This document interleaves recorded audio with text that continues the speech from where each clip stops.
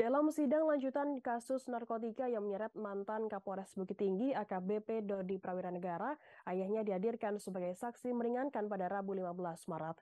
Sang ayah Irjen Pol Purnawirawan Maman Supratman mengatakan Teddy Minahasa meminta membujuk agar Dodi mau bergabung dengan Teddy. Hal ini guna memuluskan skenario Teddy pasca ditangkap kepolisian karena menjual sabu yang merupakan barang bukti kasus. Maman menceritakan saat itu Dodi menyampaikan padanya bahwa akan ada telepon dari Teddy kepada sang ayah. Ia pun menuturkan bahwa biasanya dirinya tidak mau mengangkat telepon dari nomor tak dikenal. Namun untuk kali ini karena Dodi memintanya untuk berbicara dengan Teddy, maka ia pun menyanggupi hal tersebut. Sesaat setelah meminta Dodi merekam percakapan jika Teddy menghubungi, hal itu pun terjadi karena ponselnya pun berdering dan memunculkan nomor tidak dikenal. Insting kepolisiannya kemudian muncul, Maman merekam percakapan dengan nomor tak dikenal yang disebut-sebut dari pihak Teddy. Selanjutnya, Maman pun menanyakan siapa orang yang menghubunginya itu, kemudian dari seberang sana muncul suara yang mengaku sebagai Teddy Minahasa. Saat itu Teddy meminta Maman untuk menyampaikan kepada Dodi bahwa Teddy memintanya untuk bergabung dengannya setelah kasus penjualan sabu terbongkar. Teddy juga akan menjamin semuanya akan ditanggung olehnya. Namun setelah mendengar permintaan Teddy, Maman pun menjelaskan bahwa dirinya memiliki penyakit jantung sehingga dirinya tidak ingin berurusan dengan perkara ini. Teddy pun kembali menyampaikan bahwa dirinya merupakan anak dari teman Maman, namun Maman mengatakan bahwa tidak ada temannya yang memiliki anak berpangkat Inspektur Jenderal. Setelah itu, Maman pun menutup percakapannya dengan Teddy dan minta Dodi untuk tidak bergabung dengan Teddy. Maman secara tegas menyuruh sang anak untuk mengungkap perkara ini hingga tuntas. Dalam persidangan tersebut, rekaman suara percakapan antara istri AKBP Dodi Prawiranegara, Rahma Dharma Putri, dengan ex-Kapolda Sumatera Barat Irjen Teddy Minahasa diperdengarkan dalam sidang lanjutan kasus dugaan peredaran narkoba di Pengadilan Negeri Jakarta Barat pada Rabu 15 Maret. Percakapan tersebut dilakukan setelah Irjen Teddy Minahasa dan Dodi Prawiranegara ditangkap lantaran menjual sabu yang merupakan barang bukti di kepolisian.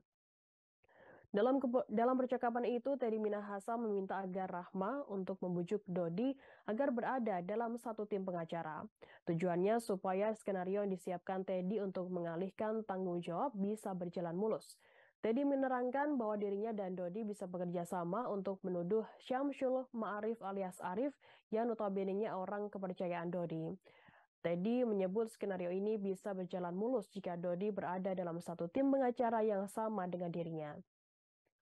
Ia pun menyebut jika dirinya dan Dodi ada dalam tim pengacara terpisah, maka akan menyulitkan skenario.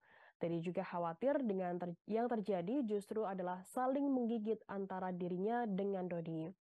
Diketahui dalam dakwaan menurut Jaksa Penuntut Umum Irjen Teddy Minahasa terbukti bekerja sama dengan AKBP Dodi Prawiranegara, Syamsul Ma'arif, dan Linda Pujastuti terkait tindakan menawarkan, membeli, menjual, dan menjadi perantara peredaran narkotika. Sementara itu narkotika yang dijual merupakan hasil penyelundupan barang sitaan yang memiliki bobot 5 kg. Diketahui dari hasil penyelidikan sebelumnya, Teddy meminta Dodi mengambil sabu tersebut kemudian menggantinya dengan tawas. Dodi pun sempat menolak namun ia akhirnya memenuhi permintaan Teddy. Ada 11 orang yang ditetapkan sebagai tersangka dalam kasus ini, satu diantaranya yakni Teddy Minahasa.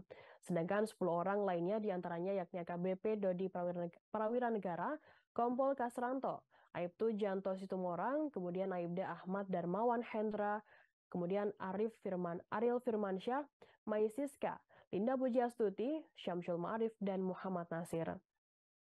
Seluruh tersangka termasuk Teddy Minahasa dijerat pasal 114 ayat 2, subsidiar pasal 112 ayat 2, Jungto pasal 132 ayat 1, Jungto pasal 55 ayat Undang-Undang nomor 35 tahun 2009 tentang narkotika.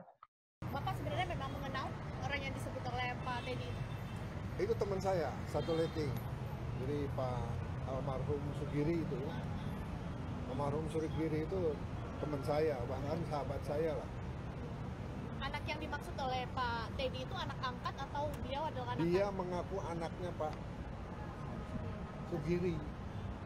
Mana percaya lah anak. Misalnya saya saja, kalaupun kawin begitu lulus akabri kawin, belum tentu anak saya jadi bintang 2 seperti itu. Kan nggak masuk akal.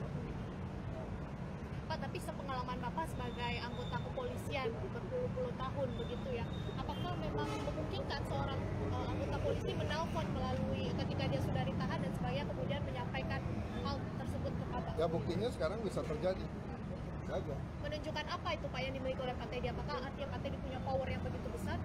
Bukan power, dia berusaha. Dia berusaha untuk menghubungi saya agar saya mengizinkan anak saya untuk bergabung. Pak, tadi kan di persidangan dikatakan Bapak meminta anak untuk merekam. Itu apakah udah ada antisipasi Pak akan ada hal seperti ini Pak?